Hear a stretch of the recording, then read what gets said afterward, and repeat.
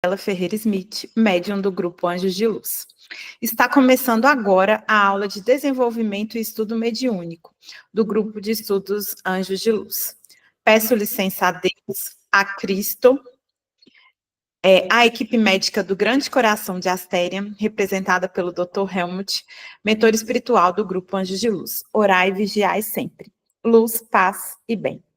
O Grupo Anjos de Luz tem como missão promover o ser humano, através de uma escuta fraterna, solidária, responsável e segura, contribuindo para o bem-estar e equilíbrio das pessoas e animais.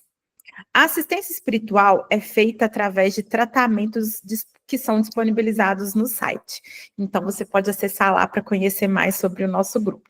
Dentre eles temos a cirurgia espiritual à distância, cirurgia espiritual presencial, oração pessoal, oração para casa, oração para o animal e oração para o tutor.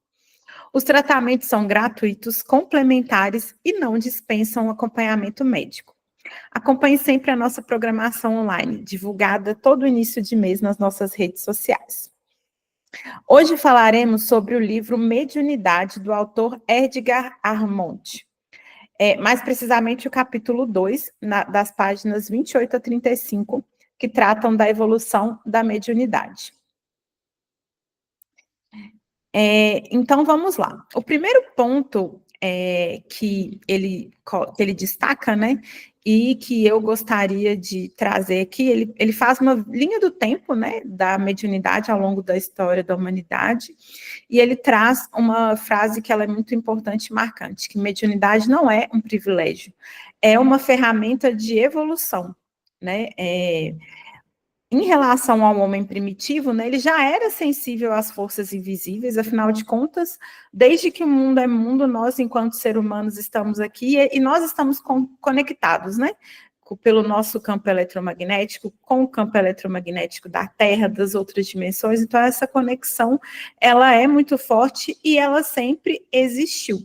Só que lá no início, né, o que se sabe é que essas percepções eram muito confusas ainda, o homem era muito instintivo, ele tinha muito senso de sobrevivência ainda, então ele não conseguia refinar essas percepções de conexão com outras dimensões, outros seres e com a espiritualidade. Então, a mediunidade, ela era inconsciente, ela ainda era muito confundida com outros sentimentos. Então, muito provavelmente os primeiros médiuns, né, aliás, todos nós somos médiuns, mas os primeiros médiuns que tinham uma mediunidade mais aflorada, talvez eles nem soubessem que eles eram, eles sentiam, pressentiam e reagiam, sem ter muita ideia do que isso significava. A mediunidade sempre existiu, mas o homem não tinha uma estrutura emocional e intelectual para compreendê-la e para poder trazê-la para o seu favor, né?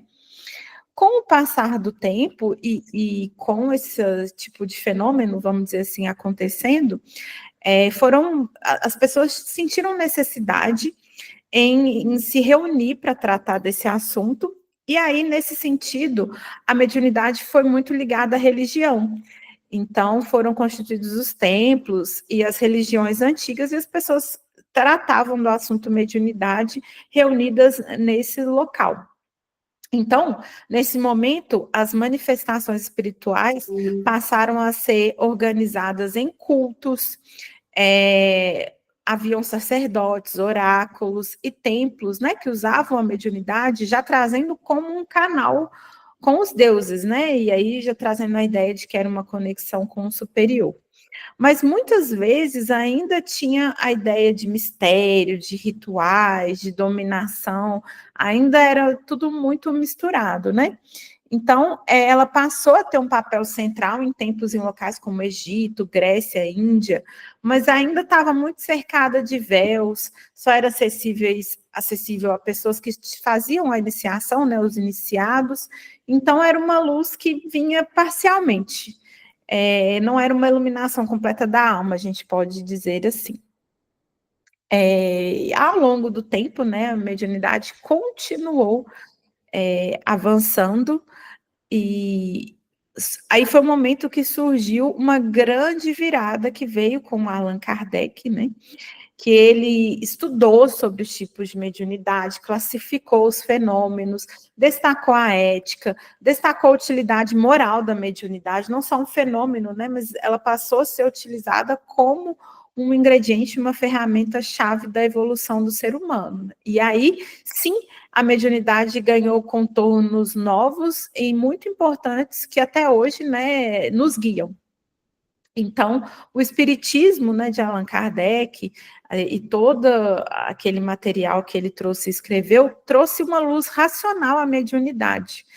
E agora a mediunidade passou a ser consciente, educativa, cooperativa, a ideia de uma conexão com o eu superior que realmente vinha a serviço da nossa evolução, não apenas como um dom solto, assim, né, mas havia uma razão de ser.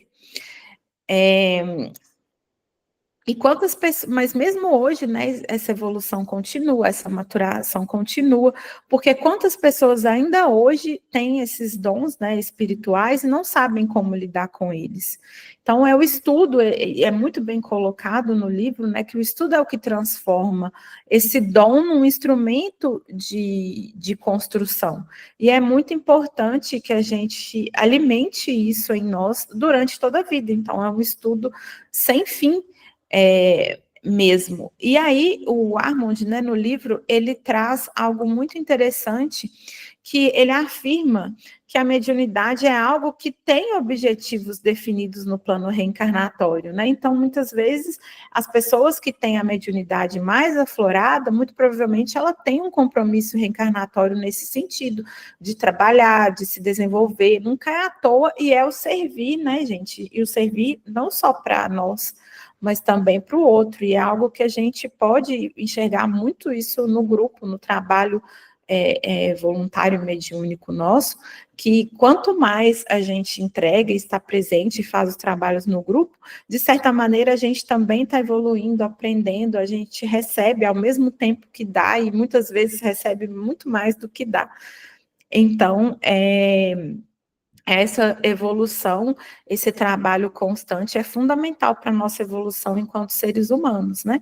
E não só para o cumprimento dos propósitos reencarnatórios, né? Isso é muito importante. Às vezes, né, muitas vezes, a mediunidade é uma prova, uma missão ligada à lei de causa e efeito em relação a como você viveu a sua mediunidade no passado, ou alguma coisa que você tenha feito.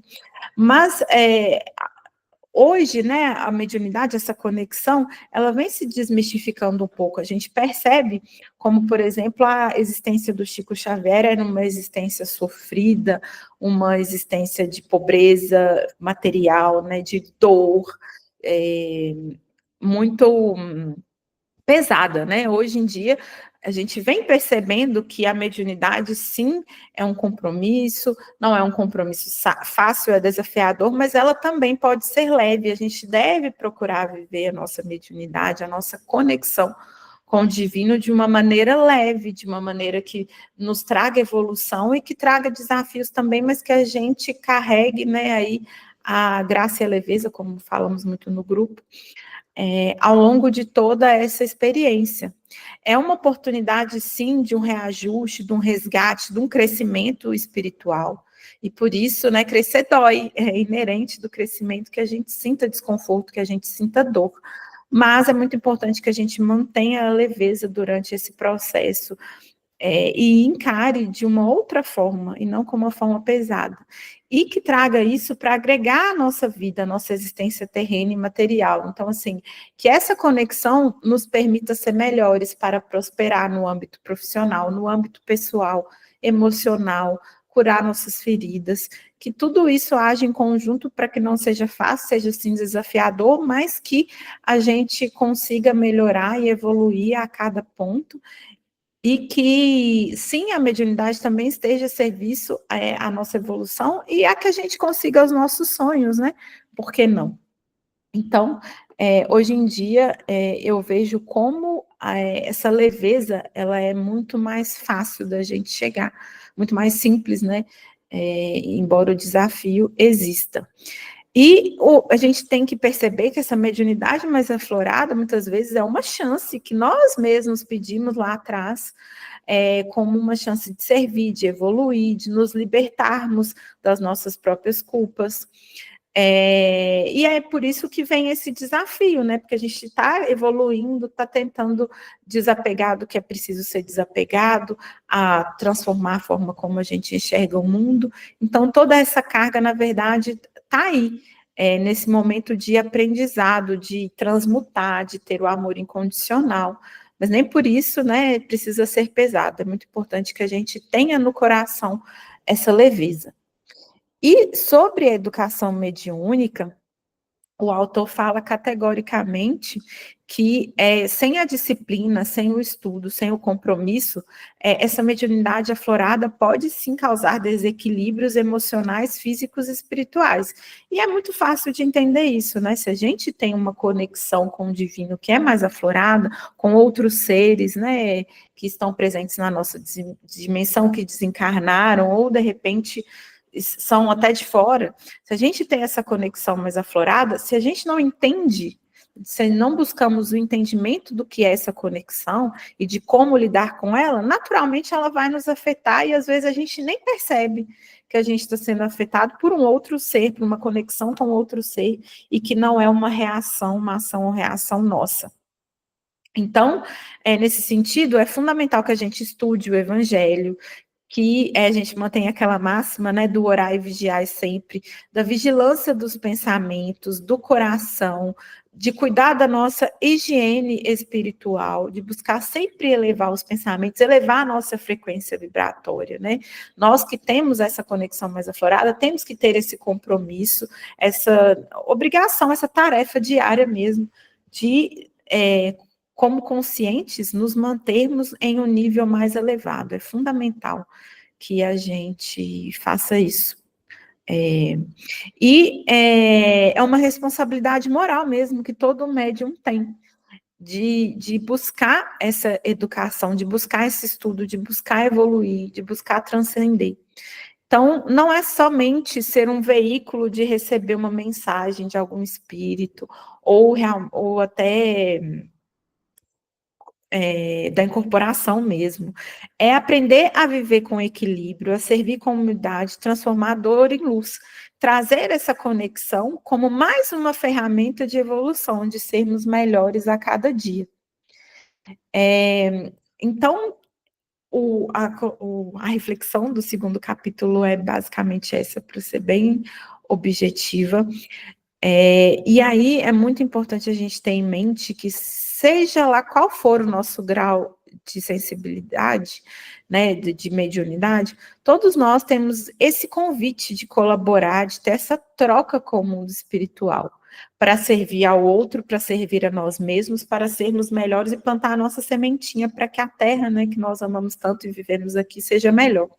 Então, a mediunidade não é só um fenômeno, é uma missão, é um compromisso de amar, de esclarecer, de ajudar, de transformar e transmutar a nós mesmos e a terra que a gente vive, né? Para nós, para os próximos, para os nossos filhos, para as outras gerações, para quem nem tem uma conexão sanguínea com a gente, mas vai vir aqui posteriormente, porque no fim somos todos irmãos, viemos do mesmo lugar e vamos voltar para ele, não é verdade? Que cada um de nós saiba trabalhar, reconhecer a mediunidade como um plano divino de evolução, e que isso nos transforme e ajude a servir cada vez melhor. Então, a mediunidade é uma luz da alma mesmo, quando colocada a serviço do amor, da caridade, e são esses valores que têm que nos nortear enquanto seres humanos, enquanto médios.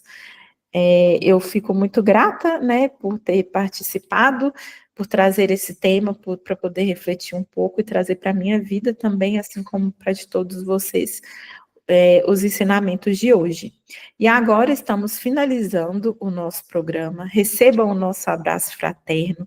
Eu, pessoalmente, agradeço a Deus novamente, a Cristo, a equipe médica do Grande Coração de Austéria, representada pelo Dr. Helmut, mentor espiritual do Grupo Anjos de Luz, a toda a equipe de médicos, né, que nos traz essas tarefas, que com certeza cai de uma maneira sempre certeira para que a gente possa evoluir enquanto pessoa, cada um de nós, e que eu possa ser o veículo também de plantar a sementinha em cada um de vocês.